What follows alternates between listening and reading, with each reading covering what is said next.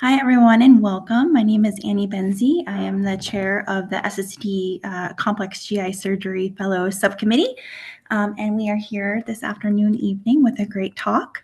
It is my honor, and thank you in advance, Dr. Vic Wolanovich, for agreeing to be our moderator today. He is professor and vice chair for education in the Department of Surgery, as well as the Reeves Culverhouse Endowed Chair for Pancreatic Cancer and Digestive Disorders in the USF Health Morsani College of Medicine. He's also past SSAT president and current chair of the Board of Trustees for SSAT. So we're very excited to have him, and as well as everyone here tonight. So Dr. Volonovich, if you wouldn't mind getting us started. Well, thank you very much. And you made an error there, Annie. I am no longer the chair of the Board of Trustees. I rotated off at the last meeting. But thank you for that very kind introduction. I would also like to introduce Matthew Robbins. He is a fellow and just recently found out that we're both Michiganders. So glad to hear about that. And he will be discussing paraesophageal hernias. So Matthew, please continue. Yeah, thank you, Dr. Blanovich. All right, so today I'm going to be talking about the evolution in hiatal hernia surgery.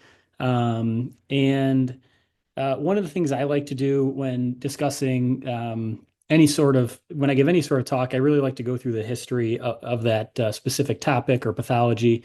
There's the saying that those who cannot learn from history are doomed to repeat it. And it's really true when you go back and you look. We have over 100 years of various surgical techniques and procedures, and these leaders in the field that have done a lot of amazing things before us. And so I really find it interesting to learn about what's been done, what's been tried, what's worked, what hasn't worked, and it gives me a better idea and understanding of the procedure that I'm going to be trying to perform and a good grasp of it all. Dr. Vlanovich, our moderator, was kind enough to send me this paper over the weekend. He had kind of done a similar thing a few years back in which he wrote a paper on practice-changing milestones in anti-reflux and hiatal hernia surgery. It was his perspective over 27 years and 1,200 operations. I wish I had this paper a few weeks ago as I was preparing this talk. It would have made it a little bit simpler, but it's a great paper, and I do recommend that anyone who's on the call and interested in this sort of thing to read that paper. To get started, we'll talk about some of the origins of hiatal hernia surgery. We'll talk about some major contributors in the field.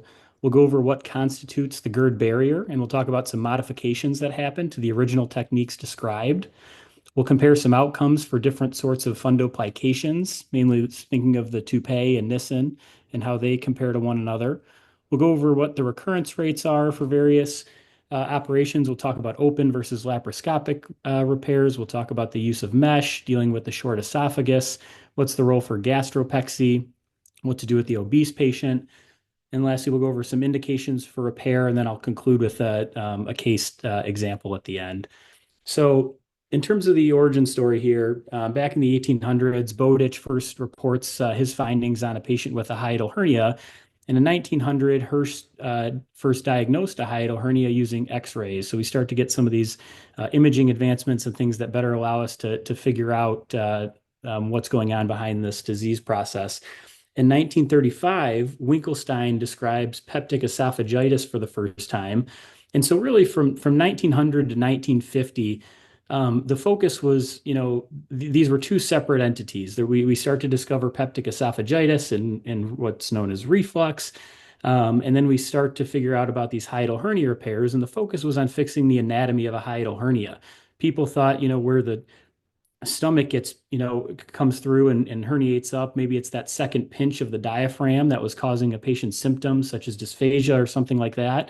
And so one of the ways that it was fixed was, people thought, well, maybe we just reduce the hernia. Some people even widened that hiatus because maybe the closure is what was causing the problem. So that was kind of what was done up to 1950. But in 1950, we get some really big advancements. And what happens is we start to link reflux disease and hiatal hernia together. We kind of get this pathophysiologic revolution.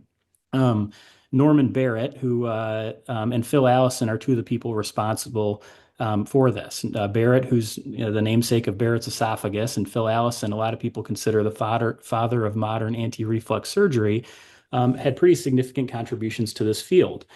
Allison, in his classic paper in 1951, published a paper called Reflux Esophagitis, Sliding Hiatal Hernia, and the Anatomy of Repair.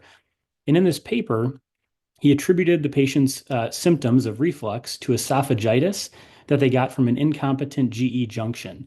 And what was responsible for holding that in place previously and preventing reflux, he said that the crus is analogous to the puborectalis sling at the other end of the body. And he thought that was the main barrier and what was responsible for preventing reflux. So the focus of his repair was he wanted to reduce the hernia sac and do a posterior cruroplasty. He was not doing any sort of fundoplication at the time. It was all about the crura. Nissen, on the other hand, and similarly in the early 1950s, was trying to figure out ways to treat reflux and hiatal hernias, and he was dissatisfied by what a lot of the operations were at the time that were having poor success rates. One of which was things like gastropexies alone, and all of these things were not working well. And obviously he ends up coming up with the Nissen fundoplication, and how we got there was a little bit interesting. About 20 years before, in the 1930s, he actually remembered a patient he had treated in 1936. It was a patient with a distal esophageal ulcer that was penetrating the pericardium. So he had to resect the distal part of the esophagus and reconstruct it with an esophagogastric anastomosis. And he was worried about that patient leaking. And to prevent that patient from leaking, he essentially did a Witzel type anastomosis. So he covered his anastomosis with a portion of the stomach in a Witzel fashion. And luckily, good for him, and for the patient, they did not leak. But one of his anecdotal findings after the surgery was that the patient's symptoms of reflux that they had before were not there anymore. And so that had fixed the reflux. And so, it took, hindsight being 2020, it took him about 20 years. And then he thought back on this technique and he said, well, maybe I can use something like that in order to fix this problem of reflux, because some of the other things I'm doing aren't working. So he published his technique of gastroplication in 1956 here. And essentially what he did was he took the fundus of the stomach, wrapped it around behind the esophagus, and wrapped that fundus around a span of about 4 to 6 centimeters of distal esophagus. He took bites of the anterior fundus and the posterior fundus of the stomach. And about one of those sutures incorporated a bite of the esophagus to prevent that wrap from slipping. He did not take the short gastrics in this operation. But so that was essentially the initial Nissen fundoplication or gastroplication. Ron Belzi also was kind of a key leader in this field. And what he did was he formulated his technique mostly off of what Phil Allison was doing. And, interesting thing about Belzi was he didn't want to publish a lot of his works until he had really refined his technique and come up with a way that he knew was tried and true and had withstood the rigors of some good scientific method and testing. And, you had a lot of people that day, including Nissen. Nissen basically published his results on like 2 or 3 patients that he did a gastroplication on. And Belzi, on the other hand, you'll see in a second, didn't think that was appropriate. He needed to do a lot more he needed a lot more data before he wanted to present his research. And so his operations consisted of a transthoracic approach. He did an extensive esophageal mobilization, and he had various iterations of techniques, which he called marks 1, 2, 3, 4. And that was kind of a nod. At the time, there was one of the luxury car industries, the Jaguar. They were coming out with the Jaguar Mark 1, Mark 2 was the lineup of luxury vehicles. And so he kind of likened his operations after, in favor of that. So his initial techniques, the Marks 1 was essentially Phil Allison's technique, and Marks 2 and 3 were various forms of fundoplication. And eventually he comes up with the Belzi Mark IV, which some of you on this call may have heard of. And that was kind of his final technique that he adopted in 1952. And what that consisted of, again, it was transthoracic. He mobilized the esophagus, and he did a posterior cruroplasty along with an anterior 240-degree partial wrap, as well as a pexy stitch to the kind of the undersurface of the diaphragm. And there's sort of a picture of it. There's a lot of steps involved in that operation. And it took me forever to try to read about that and figure out what was actually happening since I don't do a lot of open work through the chest. But needless to say, that was his operation. And he published in a very classic landmark study, himself and Dr. Skinner in 1967, The Surgical Management of Esophageal Reflux and Hiatus Hernia. And it was long-term results with over 1,000 patients, 1,030. And at 5 years, they noted that 85% of their patients had no reflux symptoms. So that was a pretty impressive, feat. I mean, he withheld that publication. He really wanted to get a good operation, and he held on to it until he had 1,000 patients. So that was a pretty impressive thing that he had done. And then so, out of this, from some of these leaders, we have two prominent theories that come about. So Phil Allison, again, he was all about the crura. The key to his, he wanted to repair the hernia and do the cruroplasty. Nissen, he didn't think it was important to fix the crura. He thought everything was about, we didn't know exactly what the lower esophageal sphincter and the flat valve was at that time, but he sort of theorized that there was some sort of flat valve mechanism. And so he thought it was all about the fundoplication, as his operation and some of his early operations didn't include a crural closure. And so the debate between do I do a crural closure or I do this fundoplication kind of lasted for a couple of decades. But both of them, regardless of which technique you were doing, Allison's, up around 1970, he published a study and it had about a 50% recurrence rate. So you had these high recurrence of symptoms and anatomic recurrences. In the 1970s, we start to get some data. This study was published by Woodward and colleagues out of Florida. And crural repair and fundoplication were found to be better than either one of those two things alone. And so from the 1970s on, kind of Nissen's operation and the fundoplication plus a crural repair kind of really becomes the mainstay of the operations that we were doing. So what constitutes the GERD barrier? So I mentioned both the fundoplication and the crura are important.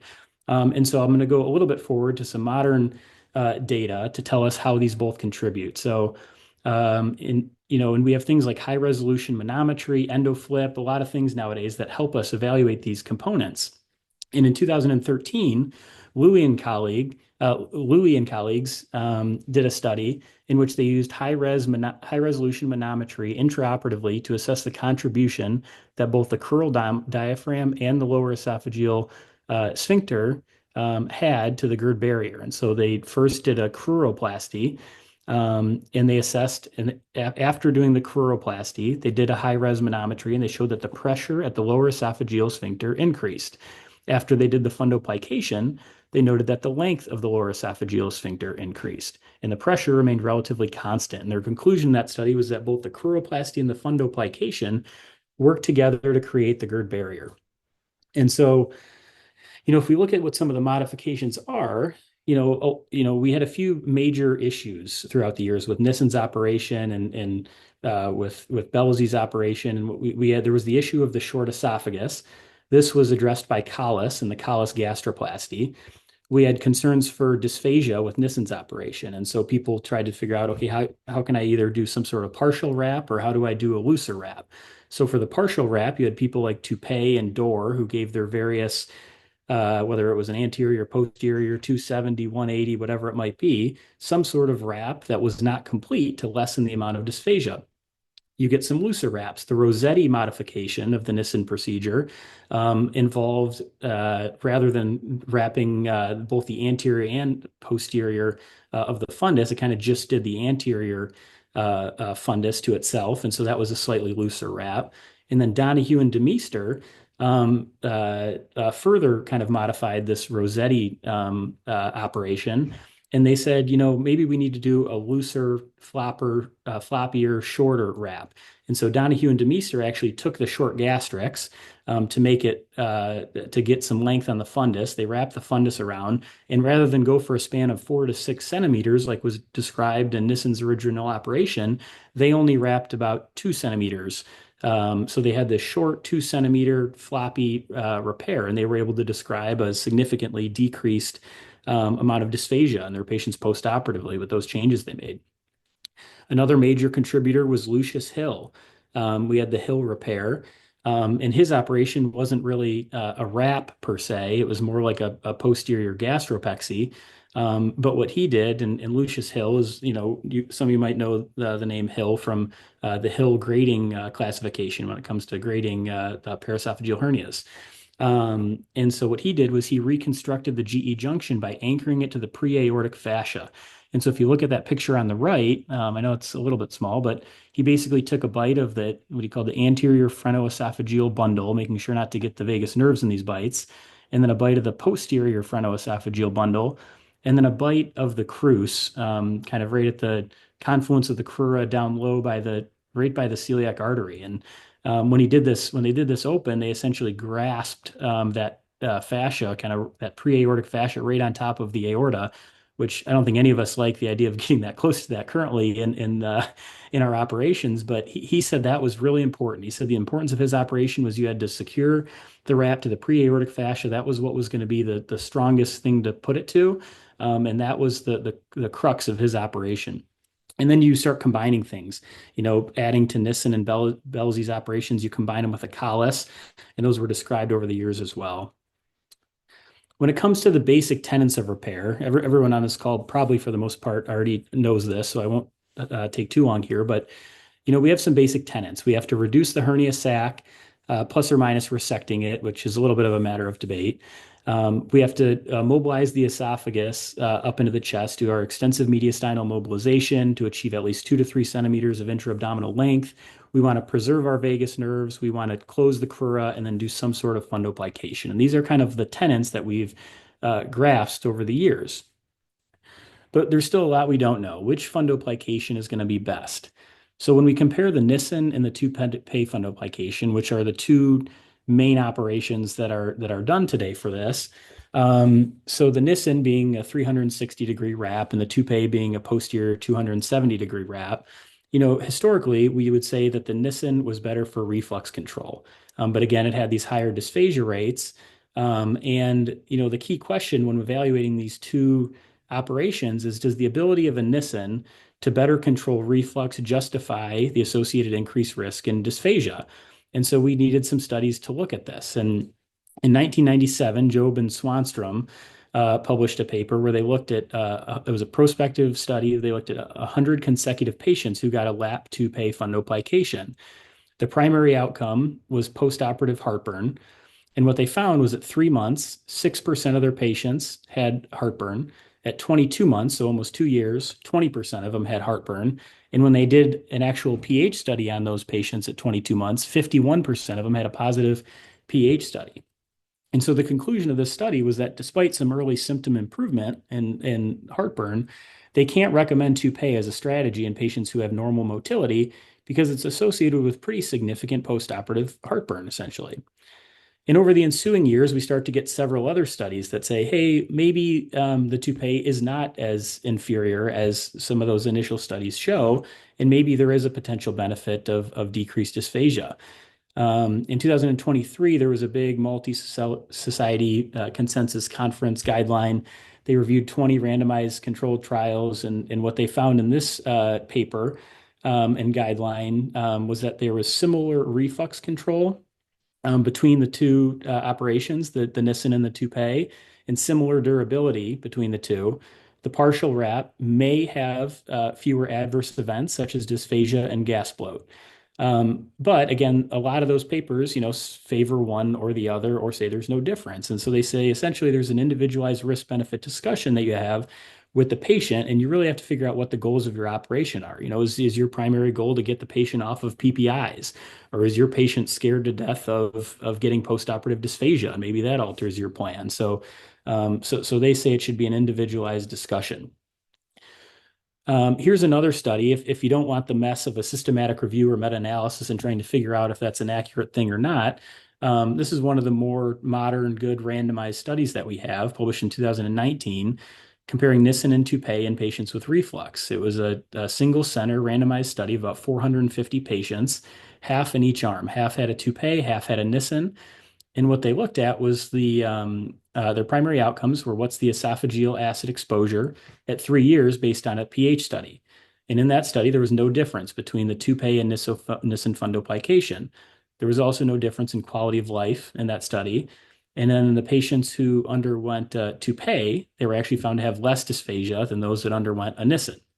When they followed those patients a few more years out, interestingly, the reflux and quality of life still had no difference, but the dysphagia, which had previously benefited the toupee, had gone away, and they now found there was no difference between the toupee and the Nissen long term in that study. Another thing I just have to mention, at least, is links. I personally have not done any links procedures, but I know there's a lot of places around the country that do links, and it's a good option, and it has some pretty good data behind it. And so there's several studies over the years since the FDA first approved links in 2012. In my understanding from most of the studies that I was able to review is there doesn't seem to be a significant difference in dysphagia rates when it comes to links versus Nissen. The links is associated with a shorter operative time, better ability to belch and vomit afterwards. And some of the cons are that, some studies have shown a greater need for endoscopic dilations with the use of links. The thing everyone is concerned about when putting in something like the links is the erosion rate being 0.3%. Is what most studies have cited that at, and then an explantation rate of anywhere from 1 to 8%, depending on the study. So far, it certainly seems to be a safe and effective option, but I think across the country, it hasn't necessarily overtaken Nissen. I think there will have to be something, significant that says it's, safer or better but for now, that's where Link stands. And just to confuse things even more, I unfortunately came across this a little bit late in my presentation, but I felt the need to include it because there's a relatively new paper published on it. But is a fundoplication needed? So, like I said, since the 1970s, we've kind of agreed that the best repair for these things was you close the crura and you have to do some sort of fundoplication. In the SAGE's guidelines from 2024, when I reviewed them for what to do with paraesophageal and hiatal hernias, they had a quote, they have a comment that type 2 through 4 paraesophageal hernias may benefit from fundoplication. And essentially, they had to look at some studies over the last 10 years or so that, some people argue that type 1 paraesophageal hernias or sliding hiatal hernias are significantly different than those type 2 through 4 in terms of their pathophysiology. And there's a lot more reflux associated with a type 1 hernia than there is a type 2 through 4.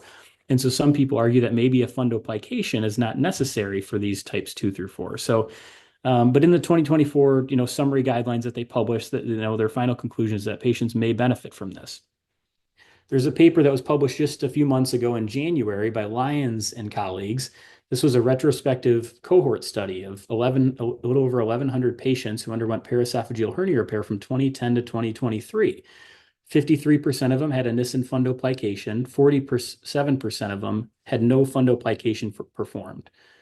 The Nissen group was found to have an increased rate of dysphagia in their patients, 12% versus 7% in the group that did not get a fundoplication. This is again types 2 through 4 paraesophageal hernias. And it did not, those who did get a Nissen, it was not shown to decrease recurrence, reoperation, or postoperative reflux in their study.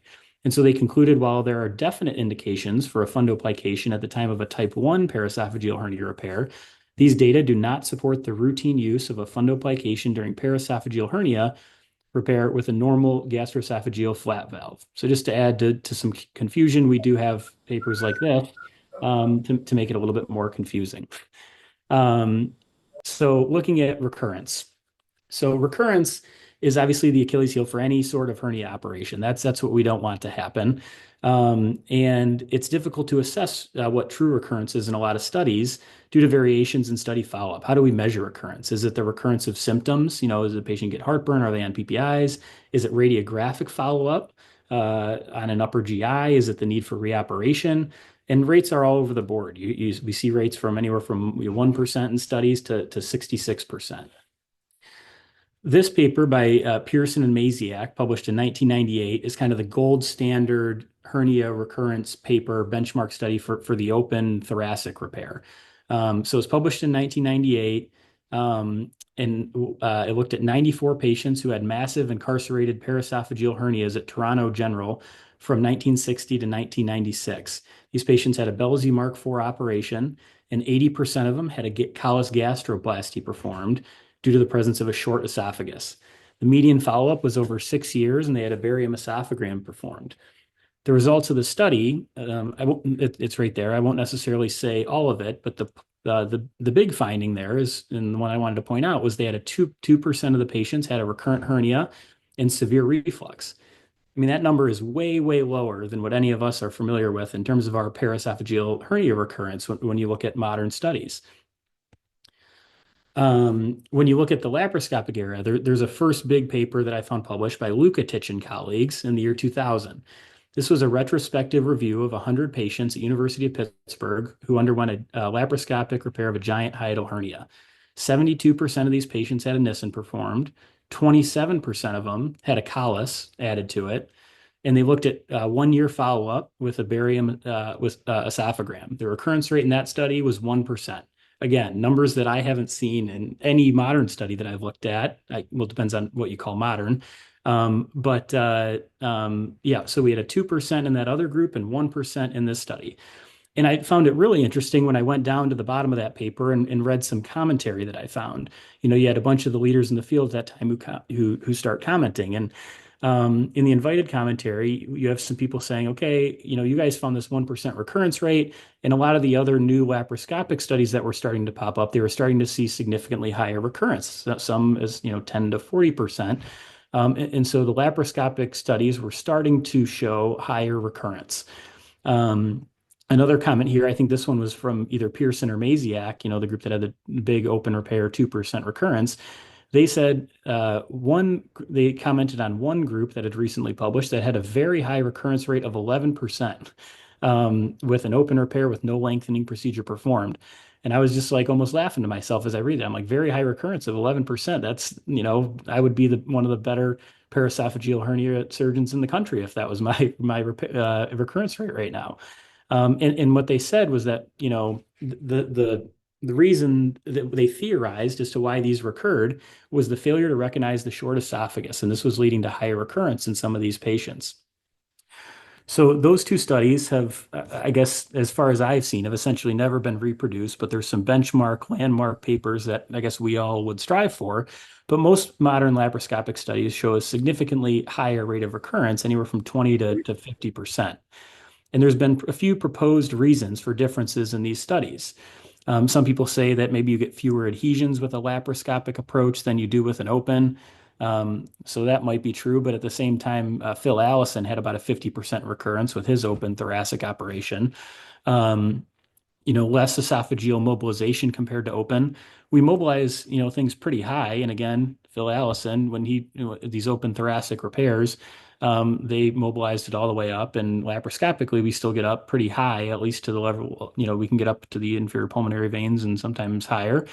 And then in terms of difficulty assessing for the short esophagus, I think this one makes a little bit more sense to me. I don't know how much sense the other two make, but when we do a laparoscopic surgery and we insufflate the abdomen, the diaphragm gets elevated a bit. And maybe there's something about this that changes where, what our view is of where the GE junction lies in relation to the diaphragm versus the view you get in the chest. Without that insufflated abdomen, maybe this somewhat changes our perspective and how we assess the short esophagus. We also frequently have a bougie in and put a Penrose around the GE junction and pull it down. And, you're supposed to let it go to rest, but maybe there's some finding in here or how we do laparoscopic surgery that changes how we see this compared to what was done in the open days. So what are some other things that affect recurrence? So three major factors that are important in this. The integrity of the crural repair is going to be important. We want to minimize axial tension, and we want to control for certain patient factors, things like obesity.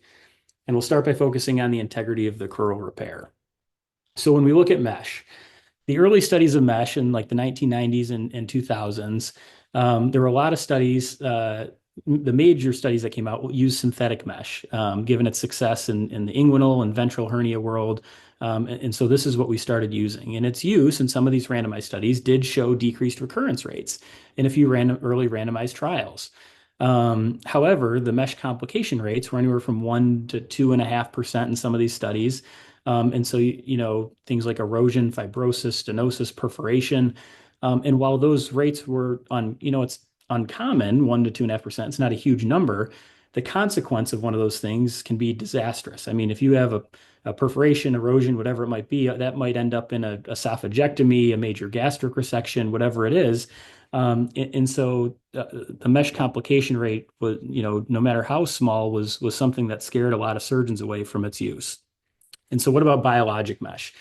So we got pretty excited about biologic mesh in 2006. Ohlschlager, Pellegrini, and Hunter, all names that I've heard through the years. They published a multi-center randomized trial of 108 patients. 57 of them had a primary repair of the crura, and 51 of them, the repair was buttressed with cis mesh, which was Surgicis. It was porcine small intestine submucosa was the mesh they used. The primary outcome was recurrence at 6 months, in which they followed with an upper GI. The no mesh group had a 24% recurrence at 6 months. The mesh group had a 9% recurrence at 6 months, and that was statistically different. They concluded that mesh reduced the risk of recurrence at 6 months without mesh-related complications or side effects. So we got pretty excited, right? I mean, we were excited about this mesh thing. And then unfortunately, 5 years later, they show their long-term recurrence. The no mesh group was found to have both the no mesh and the mesh group had over a 50% recurrence rate, and they were not different from one another. So that kind of, popped the mesh bubble a little bit. We were a little less excited about it. I couldn't help but at least just throw this one slide in here. But yes, so the biologic mesh did not seem to be the answer. What about some other biologic mesh studies? So the most commonly used biologic meshes today, I haven't personally used Surgicis. I've used BioA and Phasix ST that have both been shown to be safe and effective. They both have been shown to reduce short-term recurrences, maybe 8%, 9%. But regardless of which mesh you're looking at, no studies have shown that long-term recurrence, those rates are reduced with biologic mesh. All right, moving on from mesh. What about minimizing axial tension? So the goal of our operation, we've said, is to obtain, and this number, varies depending on which surgeon you ask to, but 2 to 3 centimeters, 3 to 4, 4 to 5. But we want to get at least a couple of centimeters of intra-abdominal esophagus for an adequate repair. How are we going to achieve that? And you can achieve it via 2 ways. You can either do it via high mediastinal dissection or with the use of a callus gastroplasty.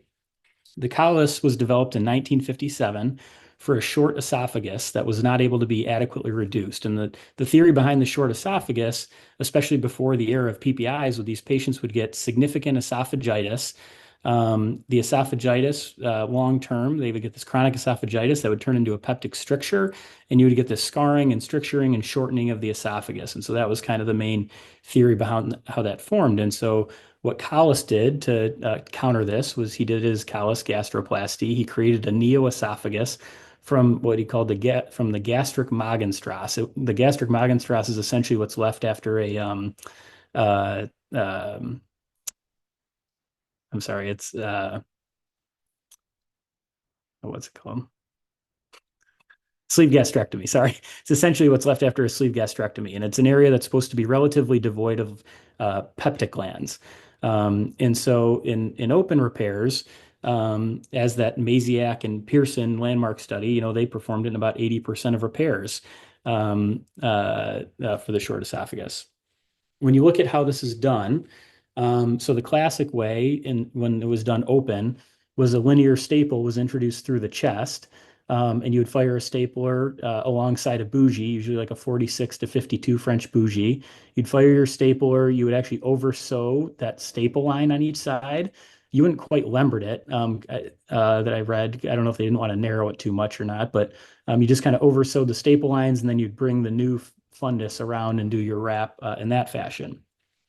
Some other ways to do it. This is this was done both open and laparoscopically, and I haven't ever personally done it this way, but in this modification, I guess, of the callus gastroplasty, an EEA stapler was introduced to essentially create a hole in the stomach up near the fundus, and then you would take a linear stapler up alongside the bougie, aiming up toward the angle of His there, making sure you were staying on the stomach, and that's what you were left with. One that probably most people are familiar with nowadays is the laparoscopic, the wedge gastroplasty, in which case you take, again, you have your Here I've mostly been using a 50 French bougie, but I think it's anywhere from a 46 to a 50 French bougie seems to be what's used in the literature. You use your stapler, you start around the fundus, you take a few bites or a few staple loads towards that bougie, and then you turn northwards and you angle up toward the angle of His to complete your wedge resection. You take a little piece of pizza out of the corner of that stomach and you wrap the fundus around, and that's your new fundoplication. The important parts of this operation, as they've been explained to me, it's important to keep your staple line off of the esophagus to minimize the risks of leak. So keeping that where you end up on that at the top part of that fundus, make sure you're on stomach and not on actual esophagus. Short esophagus, is it real? So there's wide variations in its perceived incidence. And I think part of that stems from how we define it. When I looked into a little bit more detail, that Pearson and Maziak study, they defined short esophagus as the distance from the upper esophageal sphincter to the lower esophageal sphincter on manometry. Some people describe it as an inability to obtain 2 to 3 centimeters of intra-abdominal length after you complete your dissection all the way up to the pulmonary veins. And some people use a GE junction greater than 5 centimeters above the diaphragm on preoperative imaging. So we've got a lot of differences in how we say that there's a short esophagus, which leads to some confusion, obviously. And so, some surgeons frequently perform callus, and some say you almost never need to, and it doesn't happen ever. Just to pause you for a second, Matt, I know Dr. Jayaraja, you have very strong opinions about short esophagus, especially when it comes to the robotic technique. If you would mind giving us some of your tidbits. So I put in my chat, my gosh, I'm so sorry. I'm feeling so old and curmudgeon-y because I think Dr. Volanovich and I probably are the few people on the call that actually knew these people. I trained at the University of Chicago where Skinner was, Dr. Robbins. So that was an interesting approach. Everything was a left chest Belsey Mark 4 for everyone.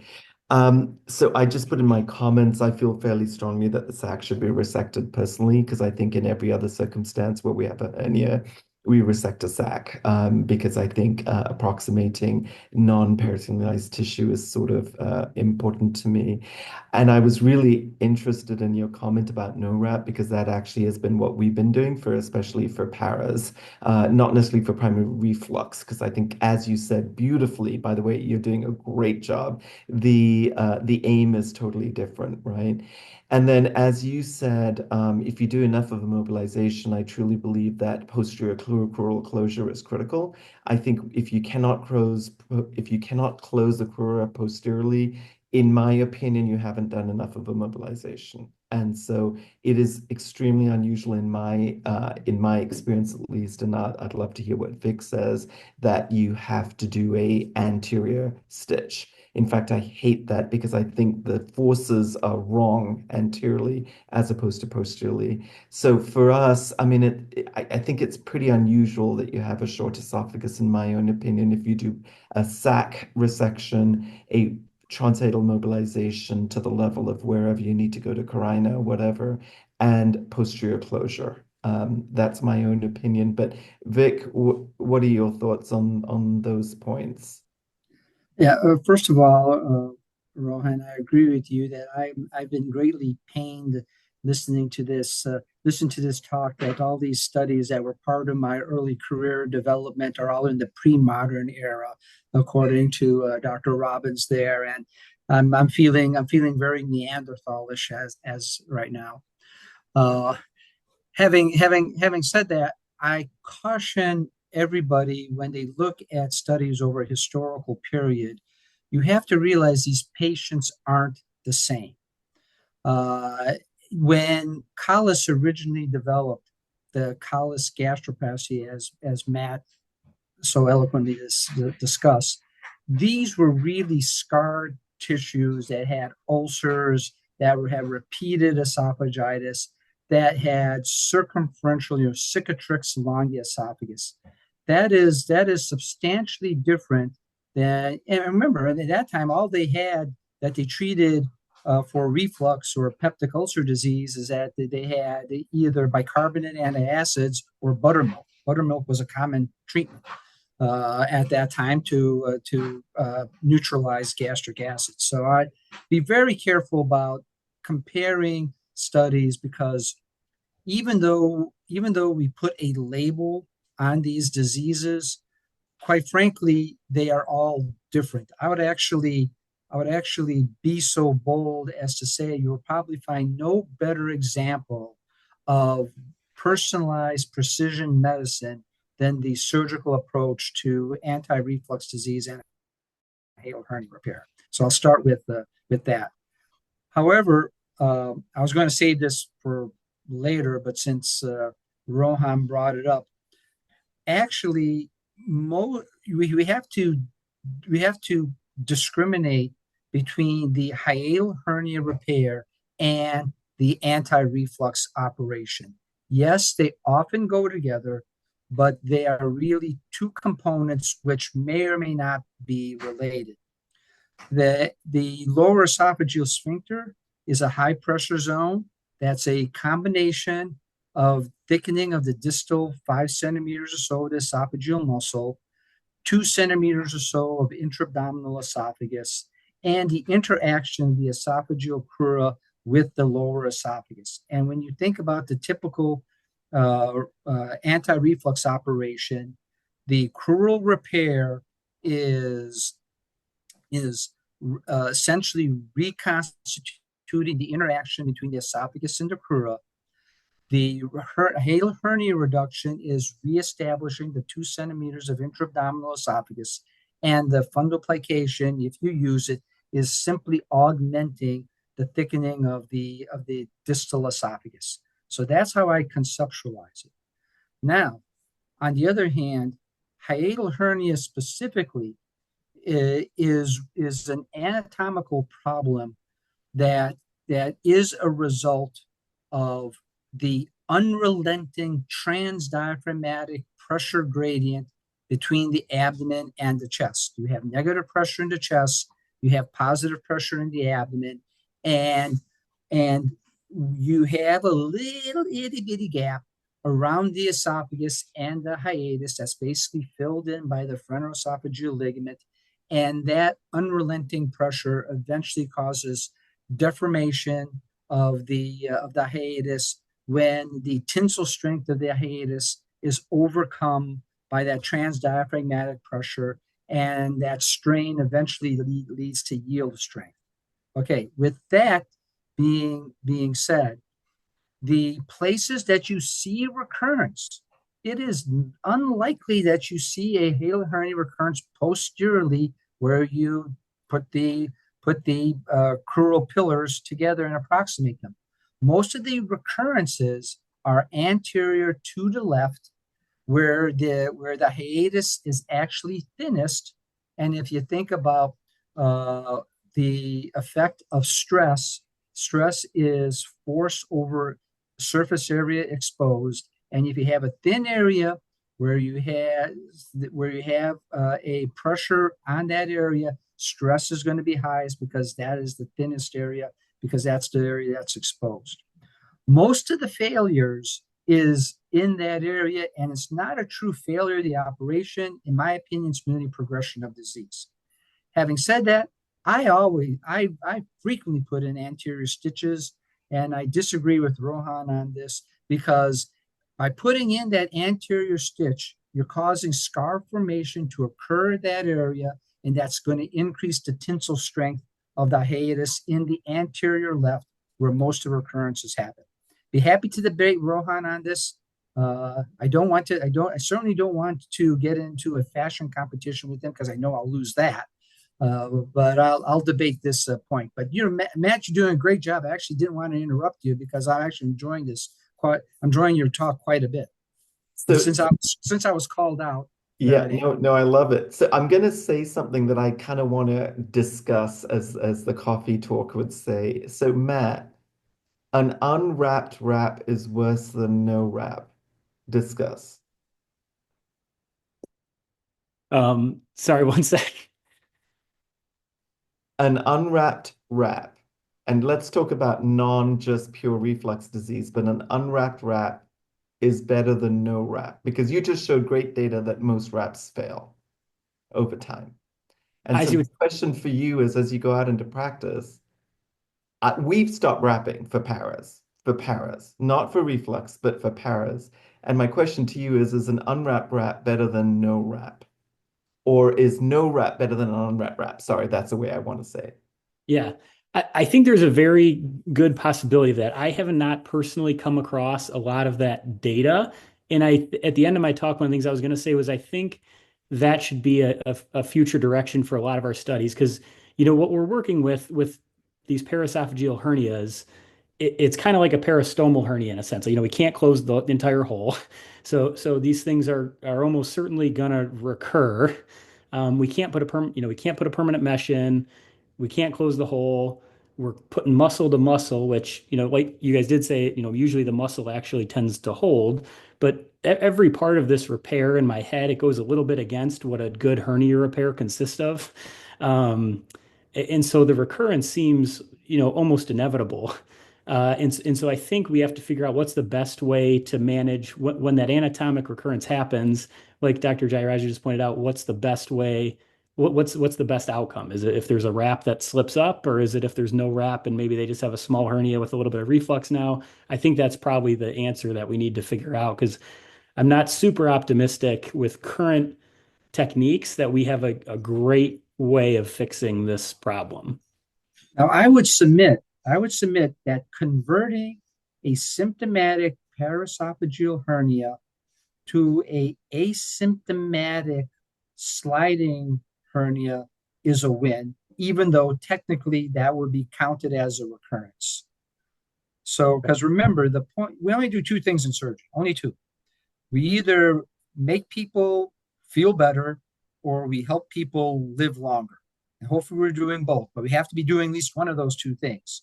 And so by helping somebody's symptoms with a symptomatic paraesophageal hernia, and again, converting that to a small sliding hernia, that to me is a clinical success, even though it might be considered a technical failure. We agree. Excellent. Matt, you want to continue? I know you have about 10 more slides left, so I'll make sure you get through it. Okay. All right. So the next one here. So the most notable opposition to having a short esophagus was published by Maiden and colleagues. This was in 2004. Maiden reviewed 624 of his laparoscopic fundoplications. 351 of them required a hiatal hernia repair. And he said that after appropriate mobilization, 0 lengthening procedures were needed. And so he concluded that with proper mobilization, the condition may not even exist. Swanstrom and colleagues in 96 prospectively looked at 238 laparoscopic paraesophageal hernia repairs. They noted that a short esophagus was found in 14% of their cases. It was 34 of their patients. And in those 34 patients, they routinely did one of 3 dissection types. You either got a type 1 dissection, which was by doing a routine dissection, they were able to get the esophagus down into the abdomen. That was 30% of patients. A type 2 dissection, they had to go all the way up into the mediastinum, all the way up to the level of the inferior pulmonary veins. 50% of patients required that. And 20% of patients were described as having a type 3 dissection. This was patients who they went all the way up to the inferior pulmonary veins, and they still were unable to achieve adequate intra-abdominal length. And in those patients, they either closed the hiatus and performed a gastropexy, or they performed a callus alone, or they performed a callus. All 6 of these patients recurred. All of the patients that recurred either had a type 2 or type 3 dissection, and there were 0 recurrences in the group that got a callus. So they concluded that up to 70% of patients, basically those type 2 and 3 patients, who had a pre-op short esophagus might benefit from a callus gastroplasty. So that's maybe about 10% of patients in their study would potentially benefit from getting a callus. So when you look at the open and early lap era, again, gastroplasty was commonplace. And I don't know if this was, as Dr. Volanovich said, maybe this was, it sounds like the patient populations were maybe significantly different. And that probably is a good reason or a significant reason as to why gastroplasty was maybe needed so much more back then. However, regardless, concerns with the callus gastroplasty start to arise. And Job and colleagues in 98 looked at a series of their patients who they performed calluses on, and they said that 36% of their patients had postoperative esophagitis due to the acid-secreting neoesophagus that was above the fundoplication. This finding, they said, along with the complexity of the operation, the risks of perforation, leak, ischemia, all dampened excitement for its use. In a contradictory paper in 2014 by Demeester, he looked at that study by Job, and they wanted to look at their own data with gastroplasties, and they found that 11% of patients had erosions above their fundoplication. They found no major complications in their patients, no such as like staple line leaks and fistulas, that sort of thing. They concluded that a callus gastroplasty was safe and that its more liberal use was encouraged. The rate of esophagitis that Job found was essentially not as high as maybe it seemed. So in terms of the high dissection, so we talked about the callus. The other option is to dissect as high as you can up in the mediastinum. And Alendikov and colleagues in 2021 had looked at a little over 200 patients who got hiatal hernia repair with mesh. These were big hernias, bigger than 5 centimeters. The median follow-up was 2.7 years. And in terms of the results, they found that 45% of patients had a radiographic recurrence, and only 4 patients were symptomatic or required a need for PPI. And when I first was reading this through this study, I was like, oh, so they're going to say maybe you need to do a callus because of that high recurrence rate. But actually what they said, what they concluded in this study was that while the radiographic recurrence can be high, your symptom control can still be great, in that an extensive mediastinal dissection can be used in place of a callus, and you can still get good long-term durable results as it relates to symptoms. Now, I want to make a comment about that. So, because remember, the distal esophagus again still has that thickening of the distal esophageal muscle, and that can still be enough to make your LES competent. So that's why you can have a hiatal hernia and still be asymptomatic and have a competent LES. Not all 3 components need to be there. It's also why, conversely, you can have people with no hiatal hernia and still have symptomatic reflux because, again, the distal thickening of the muscle is not enough to lead to a competent LES. So when you think about it that way, these results make complete sense. Yeah.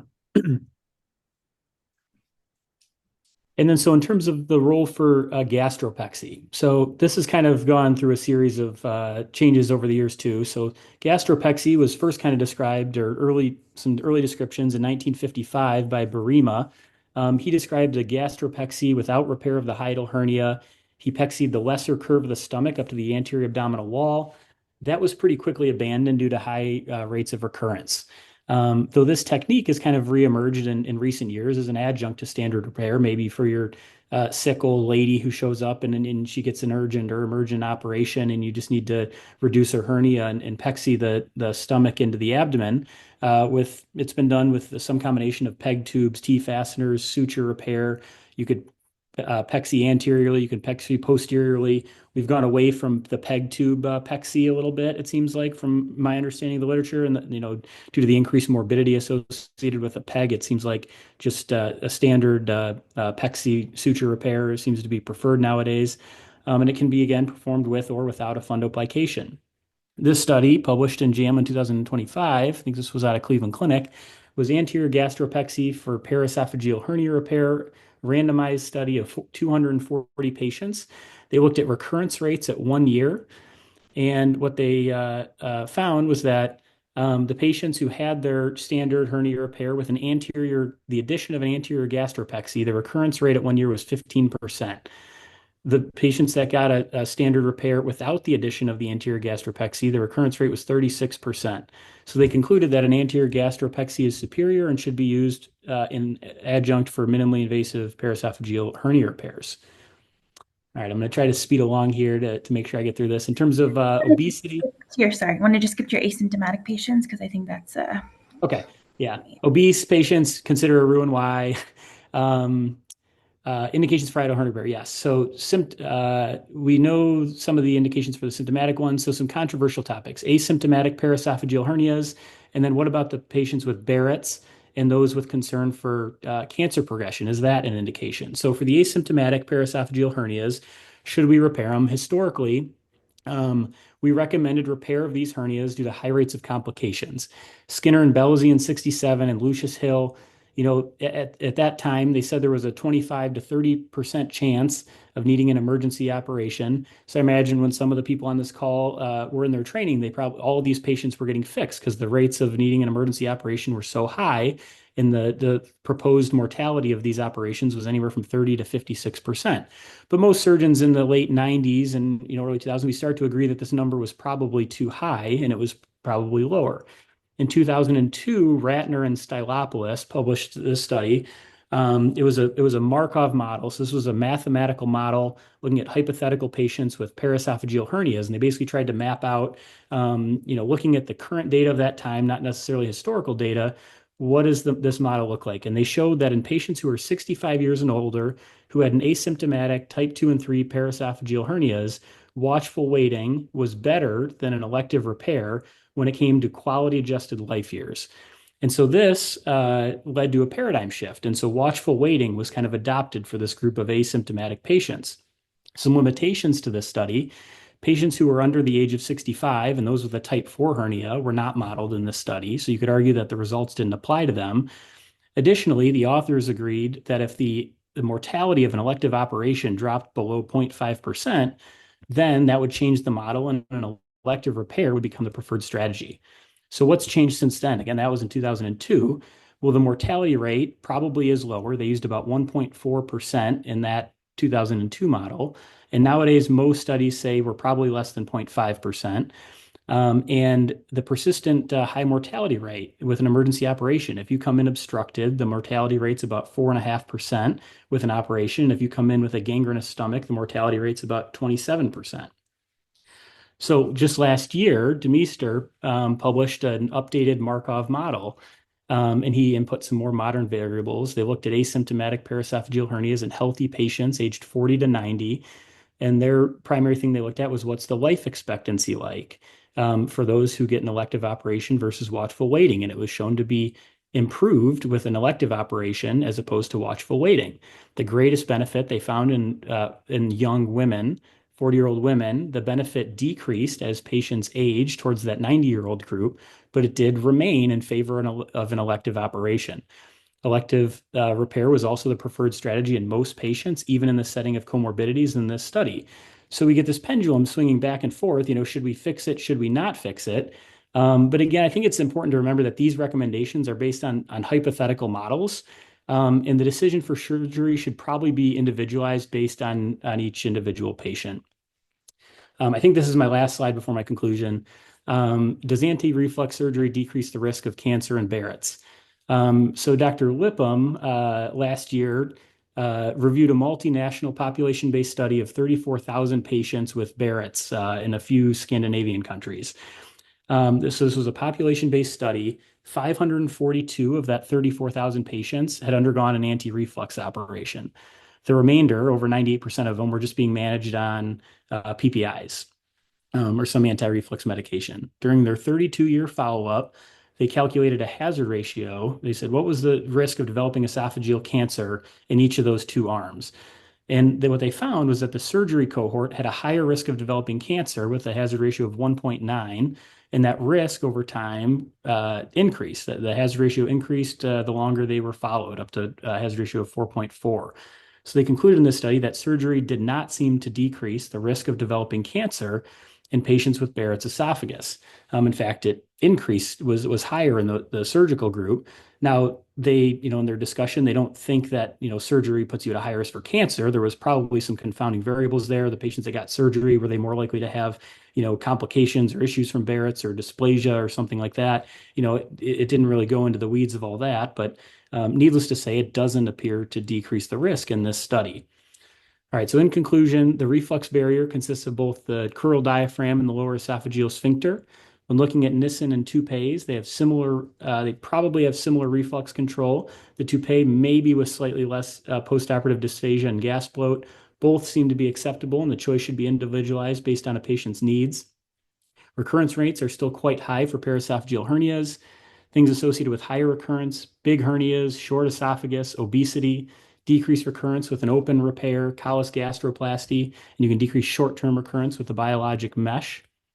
The incidence of short esophagus varies widely, anywhere from 10 to 20%. About 3% of patients will not have adequate length after dissection up to the inferior pulmonary veins, and you can either do a higher mediastinal dissection or a callus in those patients. Obese patients, you should consider Roux-en-Y. The asymptomatic paraesophageal group, watchful waiting was recommended for the previous 20 years. It seems like now we're swinging back to favor an elective repair, and the decision should be individualized to each patient. Anti-reflux surgery has not been shown to decrease the risk of cancer. Gastropexy may play a role in reducing hernia recurrence, and the choice of an operation should be dictated by patient-specific factors. Do we have time for a case or no? I think we're just going to let Dr. Vonovic have the last word. That sounds good. Excellent talk. Yeah, I agree. It's a great talk, Matt. Basically, you're trying to summarize in about an hour what's kind of taken me 30 years to learn. Very, very nice. Again, all I can say, because our time is short here and I want to be respectful, is that these should be individualized. I would be very cautious about applying data from different eras to patients at present. Because they are just different. I'm kind of reminded what Murray Brennan told me one time about pancreatic jejunectomy after Whipple's is pick one that you like, get really good at it, and stop listening to everybody else. So in many ways, hiatal hernia surgery and anti-reflux surgery is that way. Just get really good at what you do, because we tend to blame the operation when there's problems, when maybe we should be blaming the surgeon who's doing the operation. So thank you for inviting me here. This was excellent. Good, excellent. Thank you. Thank you, Dr. Thanks Robin. everybody for all your comments. Yeah. Of course. Yeah, you mind just unsharing for a moment while I can get our picture for social media?